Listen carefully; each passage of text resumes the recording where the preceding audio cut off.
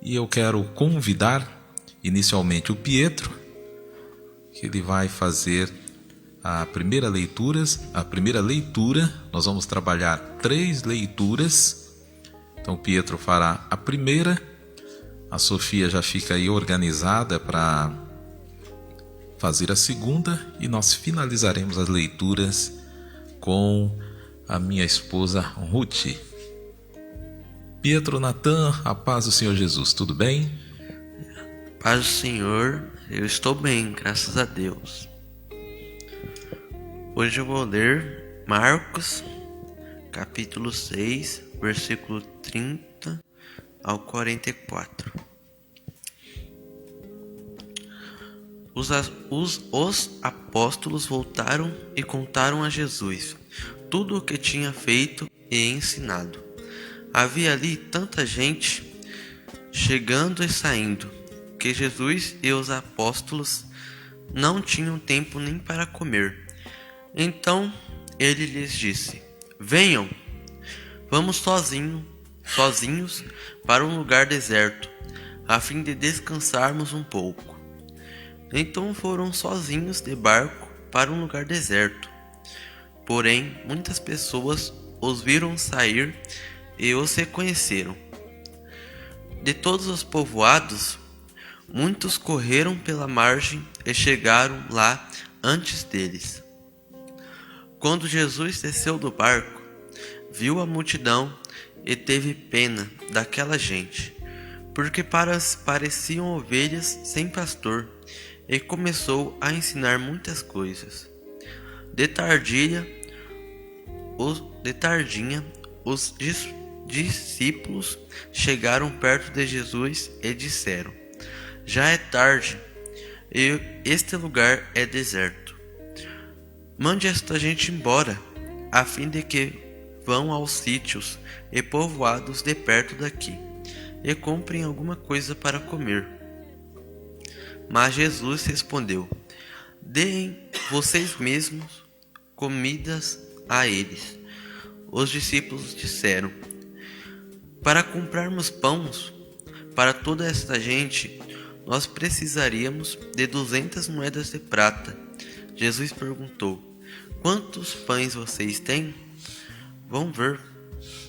Os discípulos foram ver e disseram: temos 5 pães e 2 peixes. Então Jesus mandou o povo sentar-se em grupos na grama verde. Todos se sentaram em grupos de 100 e de 50. Aí Jesus pegou os 5 pães e os 2 peixes, olhou para o céu e deu graças a Deus. Depois partiu os pães e os entregou aos discípulos, para que eles distribuíssem ao povo. E também dividiu os 2 peixes com todos. Todos comeram e ficaram satisfeitos. E os discípulos ainda recolheram 12 cestos cheios de pedaços de pão e de peixe. Foram 5.000 os homens que comeram os pães. Eu agradeço a oportunidade, em nome de Jesus. Maravilha, ouçamos a Kathleen Sofia. A Kathleen fará uma leitura no Evangelho de Lucas, capítulo 11, versículos 1 ao 4. Logo após a Kathleen, ouviremos a Ruth. Saúde a igreja com a paz do Senhor. Amém. E aconteceu que, estando ele a orar num certo lugar, quando acabou, lhe disse um dos seus discípulos: Senhor, ensina-nos a orar, como também João ensinou aos seus discípulos. Ele lhe disse: quando orardes, dizei: Pai, santificado seja o teu nome, venha o teu reino, dá-nos cada dia o nosso pão cotidiano, perdoa-nos os nossos pecados, pois também nos perdoamos a qualquer que nos teve, e não nos conduzas em tentação, mas livra-nos do mal. Agradeço a oportunidade. Bênção de Deus. Ouçamos a pastora Ruth. Ela lerá em Atos capítulo 1, versículos 12 ao 26.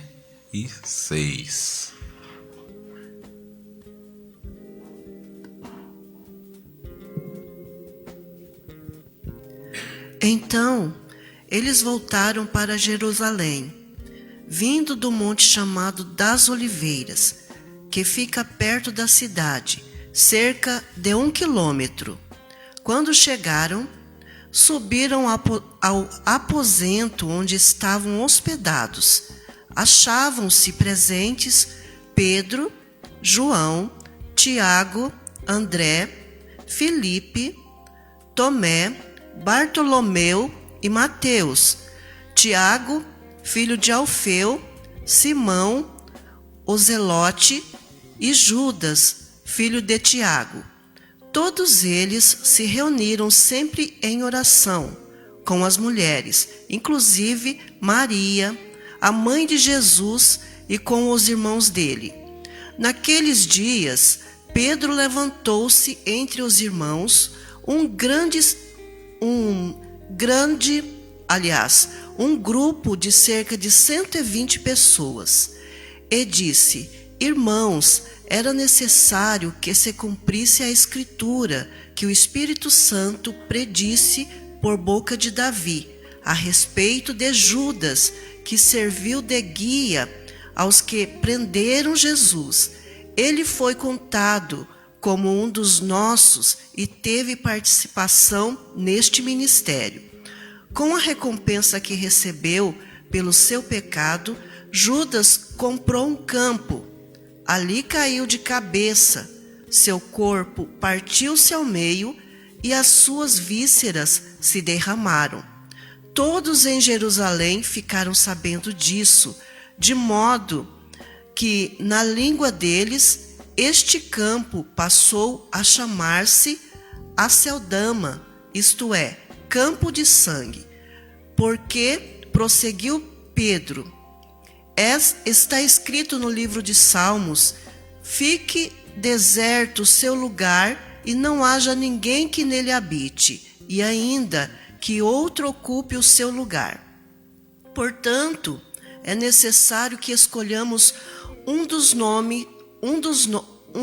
homens que estiveram conosco durante todo o tempo em que o Senhor Jesus viveu entre nós, desde o batismo de João até o dia que Jesus foi elevado dentre nós às alturas.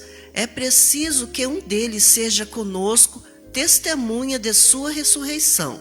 Então indicaram 2 nomes: José, chamado Barsabás, também conhecido como Justo, e Matias. Depois oraram: Senhor, tu conheces o coração de todos.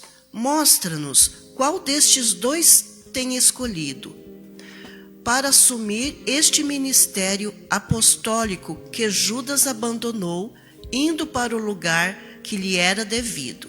Então tiraram sorte, e a sorte caiu sobre Matias. Assim, ele foi acrescentado aos 11 apóstolos. Amém.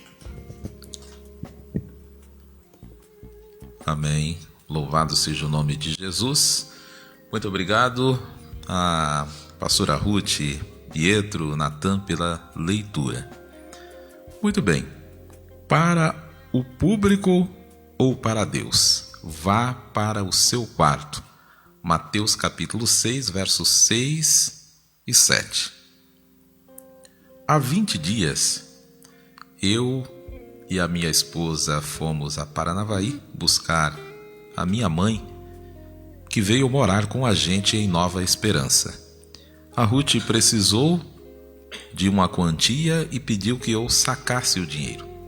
Fui ao banco e uma simpatia de pessoa, sorridente, me entregou um pedaço de papel manuscrito. Eu guardei a anotação na minha carteira ao ver que se tratava de uma palavra que Deus estava me oferecendo. Na segunda-feira, ao iniciar a elaboração da programação da semana, me lembrei do manuscrito e o busquei na carteira. O coloquei em minhas redes, li e estudei o texto e contexto, refleti e elaborei o sermão que segue. Para o público ou para Deus, vá para o seu quarto. Mateus capítulo 6, versículos 6 e 7, diz assim: Mas você, quando orar, vá para o seu quarto, feche a porta e ore ao seu Pai, que não pode ser visto, e o seu Pai, que vê o que você faz em segredo, lhe dará a recompensa. Nas suas orações, não fiquem repetindo o que vocês já disseram, como fazem os pagãos. Eles pensam que Deus os ouvirá, porque fazem orações compridas. Pois bem, nesse texto, Jesus não tem como objetivo condenar a oração ou qualquer celebração em público, como nós, por exemplo, estamos fazendo. É possível compreender isso porque ele mesmo e os primeiros discípulos realizaram várias atividades e oraram em público. No texto lido pelo Pietro, em Marcos capítulo 6, versículos 30 ao 44, vimos que Jesus multiplicou publicamente 5 pães e 2 peixes. Após os pegarem, olhar para o céu e dar graças a Deus. A Kathleen, não é, Kathleen? Leu em Lucas capítulo 11, versículos 1 ao 4, e vimos que Jesus orava publicamente em um certo lugar. Quando terminou, um dos seus discípulos pediu que o ensinasse a orar. E Jesus ensinou com um modelo, um exemplo de como se deve orar. E aqui vai uma orientação, que a gente muitas das vezes fica repetindo o Pai Nosso. Não é para isso. É um modelo, não é? Para que serve um modelo? Serve como exemplo. Mas a gente faz daquilo uma reza. Então, só para a gente pensar e entender o que Jesus quis fazer, entender o texto. No que se refere aos discípulos, a Ruth nos informou, ao ler em Atos, capítulo 1, versículos 12 ao 26, reunião e oração que ocorriam com frequência, conforme registros em Atos, nos capítulos 3 e 4, versículos 1 ao 10 e 24 ao 30, respectivamente. Os 12 discípulos de Jesus faziam parte de um grupo de pessoas no qual estavam, além das mulheres e crianças, a mãe de Jesus, Pietro, e o irmão de Jesus também. Esse grupo se reunia como nós estamos reunidos aqui hoje, para convivência, e algumas dessas pessoas frequentavam o templo. Sempre que tinham oportunidade, falavam de suas experiências, adoravam e oravam a Deus publicamente.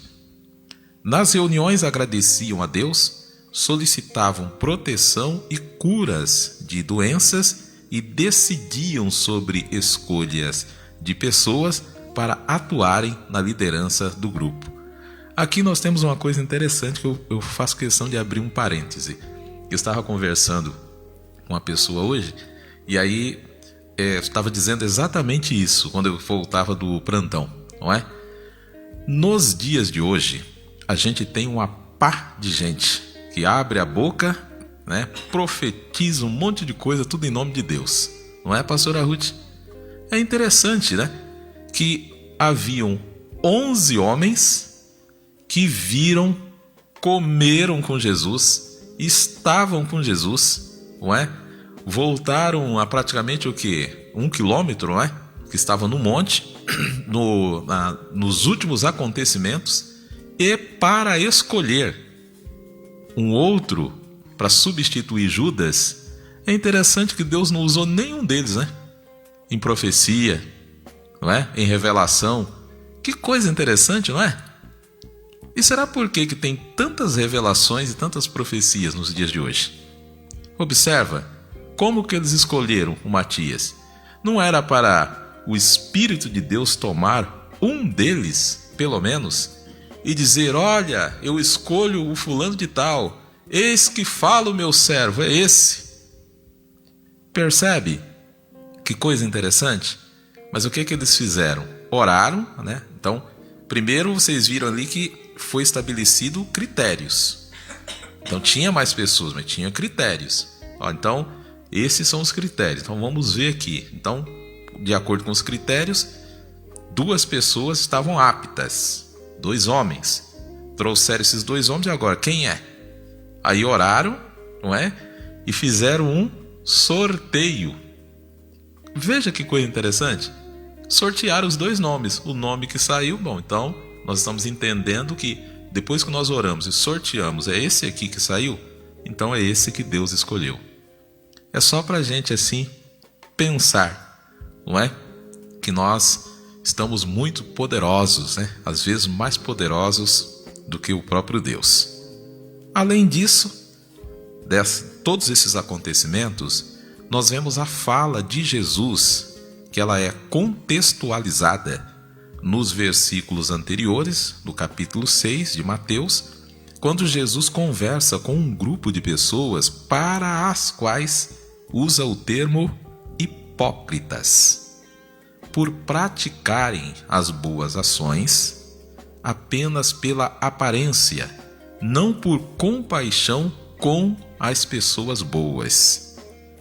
Considerando a generosidade, nós vemos isso no capítulo 6, versículos 4, versículo 4, a oração, capítulo 6, versículo 6, e o jejum, capítulo 6, versículo 18, Jesus demonstra que as ações públicas dessas pessoas eram boas. O problema, pastora Ruth, era que os motivos privados, a real intenção dentro delas, e aí Jesus conhecia, eram ruins. Ou seja, aparentemente, Sofia, as ações públicas eram louváveis. Não, a intenção deles é maravilhosa, as obras que eles estão fazendo são boas. Porém, a essência, o objetivo que Jesus viu no interior daquelas pessoas eram que elas pretendiam o alcance dos motivos ruins como única recompensa. Então, Jesus as confrontam, mostra a elas que Deus recompensará as pessoas que são sinceras em sua fé e que a fé não pode ser confundida ou medida em relação ao prestígio, à fortuna, à fama, ao tamanho da igreja, aos números de fiéis, à quantidade de seguidores e de visualizações nas redes sociais, etc. Que uma pessoa tenha. Se nós seguirmos as orientações de Jesus, pastora Ruth, jamais faremos celebrações, pregações, orações repetidas ou extensas, quando nossos corações, ou quando as nossas orações forem honestas e sinceras. Então, isso é importante. Por essa orientação de Jesus, celebrações, pregações, orações não são repetidas e extensas, não é? Isso quando as nossas orações forem honestas e sinceras. Então, quando se repete um monte de coisa, fica aquela ladainha, é porque falta honestidade e sinceridade. Nós simplesmente estamos copiando, um fala, outro copia, enfim. E não é assim que funciona as coisas, né? E mesma coisa a celebração, vamos celebrar o dia inteiro. Então, assim, é um faz de conta. Porque se houver honestidade e sinceridade, eu chego, converso com Deus, e algo vai ocorrer. Há um lugar, um tempo, um período para a oração, para a celebração pública ou privada. E orar, celebrar apenas onde e quando as pessoas nos notarão e nos aplaudirão, indica que o alvo não é Deus, infelizmente. Quantas vezes, Não, se tiver aqui 100 pessoas, eu fico animado, não é? Meu Deus, e tal, Se tiver uma pessoa ou eu estiver sozinho, aí eu fico desanimado. Mas é um negócio interessante, não é? Eu não estou orando, não estou fazendo para Deus? Então, independe se tem 100, se tem 1, se tem... Então, percebe? Então, isso a gente precisa ter na nossa mente e no nosso coração. O recado de Jesus está dado. É que celebrar, orar, jejuar, dar para outra pessoa não pode ter dentro de nós o objetivo de nos beneficiar em troca. Jesus orienta a celebrar, orar, jejuar, dar para outra pessoa como uma resposta ao amor de Deus, e isso se equivale a não deixar a mão esquerda saber o que a direita faz. Note que o Evangelho de Jesus é prático. Ele não prioriza os conhecimentos científicos, filosóficos e teológicos, etc., como pré-requisitos para que alguém tenha fé, viva como uma pessoa boa na terra e possua a vida eterna, Pietro Natan. Claro que os conhecimentos científicos, filosóficos, teológicos, etc., têm as suas importâncias.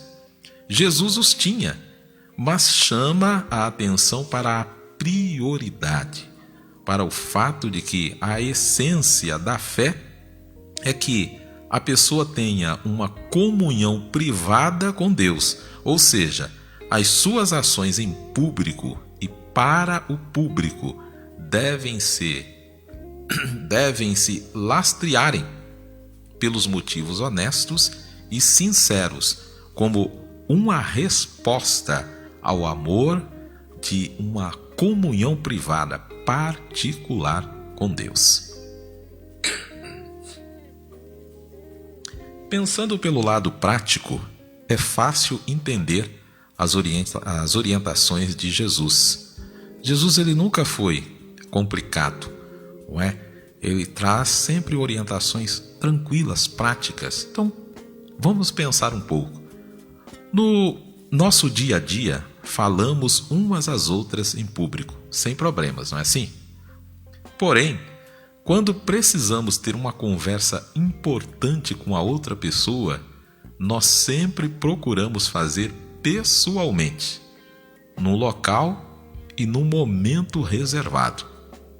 E isso é feito quase sempre quando o assunto exige privacidade, quando desejamos a atenção da pessoa e queremos evitar distrações.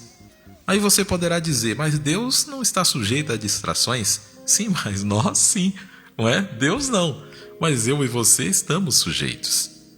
Além das questões postas por Jesus no que se refere às motivações das ações, quanto à generosidade, a oração e o jejum, todas as vezes que o Evangelho for uma conversa e todas as vezes que o objetivo for uma conversa e o assunto requerer maior atenção, em vez de reuniões públicas para campanhas e congressos, correr riscos, não é?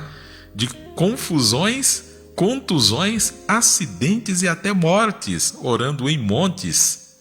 A orientação de Jesus em Mateus capítulo 6 é: vá para o seu quarto, feche a porta e converse objetivamente com Deus, que não pode ser visto, mas que vê o que você faz em segredo e lhe dará a recompensa. Amém. Querido e eterno Deus, eu louvo o teu nome por esta palavra. Te agradeço porque tu nos concede, apesar do frio, dessa dificuldade que nós temos com a temperatura, nós tivemos a oportunidade de chegar até aqui para cultuarmos, louvarmos o seu nome publicamente, coisa que nós já fazemos sempre no privado. Mas essa ministração, essa celebração pública é para abençoar as demais pessoas, anunciar o teu evangelho, orarmos umas pelas outras, trazermos a tua palavra, o conhecimento, a palavra que tu revelaste, deste ao nosso coração. Eu apresento a Shirley, que está nos acompanhando e solicitou que nós a apresentemos na sua presença, no sentido de orar por ela, pelo Jonathan, pelo Luiz Miguel, pela sua família. Toma nas tuas mãos e abençoa grandemente. Eu apresento a irmã Francisca, que conversamos à tarde, que nos acompanha também de casa, a irmã Luísa, que nós passamos lá esses dias e fizemos até uma celebração pública com ela, que tu possa abençoar grandemente. A irmã Enísia, irmão Juventino, que conversamos também à distância, que tu possa abençoá-los grandemente. A minha mãe que está aqui, minha esposa, a minha família, os meus filhos, a minha filha, os meus netos e netas, toma nas tuas mãos. O meu cunhado Luiz, que passou pela cirurgia no joelho, tudo correu bem, mas agora tem a recuperação, que tu possa abençoá-lo grandemente. As pessoas que estão nos acompanhando aqui pela live, que eu vejo, além da pastora Ruth, meu tio Luiz Rosa, e ao mencioná-lo, eu oro por toda a nossa família, meus tios, minhas tias, primos e primas. Toma, Senhor, cada família nas tuas mãos, dá, Senhor, do teu poder, dá, Senhor, da tua graça, meu Pai. Tenha misericórdia. Abençoa o meu colega de trabalho, meus colegas de trabalho, o Laerci e também o Alcides Brás, e ao mencioná-los, eu apresento todos os demais colegas, as minhas colegas de trabalho. Abençoa grandemente, toma nas tuas mãos, dá, Senhor, do teu poder e da tua graça, que tenhamos uma semana abençoada, cheia de bênção, de vitória, Senhor. É a minha oração no nome de Jesus e para a tua glória. Amém.